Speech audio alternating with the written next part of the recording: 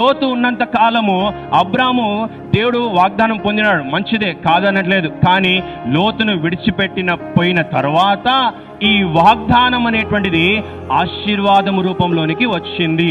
హల్లెలూయా, హల్లెలూయా. దేవుడు యొక్క వాగ్దానము ఆశీర్వాదంలోనికి రావాలి అనంటే, దేవుడు నీకు నాకు ఇచ్చినటువంటి వాగ్దానము ఆశీర్వాదంలోనికి రావాలి అనంటే ఈ వేరుపాటు అనేటువంటిది, ఈ యొక్క సపరేషన్ అనేటువంటిది డెఫినెట్గా మన జీవితంలో ఉండాలి. And that is a resource of Christian life. ఒక క్రైస్తవుడుగా ఉండవలసినటువంటి ఒక వనరులు ఏంటిది అనంటే లోకం నుంచి వేరుపాటు. హల్లెలూయా, హల్లెలూయా. లోకం నుంచి వేరుపాటు అనంటే ఇప్పుడు లోతు లోకంలో ఉన్నాడా అనంటే 12వ వచనాన్ని ఆలోచన చేసుకుందాం. 12వ వచనం వర్స్ 12, 13 and 12. అబ్రాము చాలా జాగ్రత్తగా చదువుకోవాలి. అబ్రాము కానానులో నివసించెను. లోతు ఆ మైదానమందున్న పట్టణముల ప్రదేశములో కాపురముండి సొదొమ దగ్గర తన గుడారము వేసుకొనెను.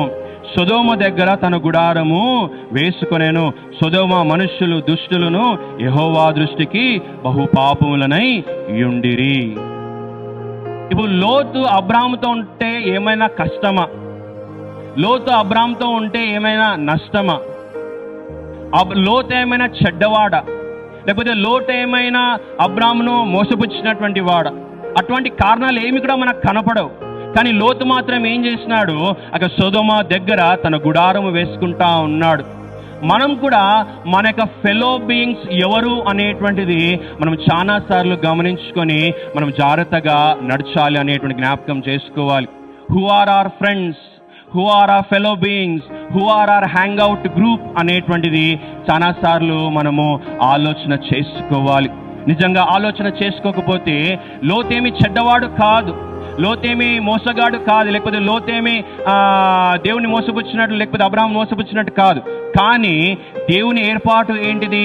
అబ్రహాము మాత్రమే తన ఇంటి నుంచి బయటికి రావాలి, అబ్రహాము మాత్రమే తన దేశం నుంచి బయటికి రావాలి, అబ్రహాము మాత్రమే తను చూపించినటువంటి దేశానికి వెళ్ళాలి. అదే వాగ్దానము, అదే పిలుపు. ఈ వాగ్దానంలో, ఈ పిలుపులో ఒకవేళ మంచివారే కావచ్చు, ఒకవేళ చక్కగానే ఉండొచ్చు, ఒకవేళ వారి పట్ల మనకు నష్టం కాకపోవచ్చు. కానీ దేవుని వాగ్దానము మన జీవితంలో నెరవేరదు.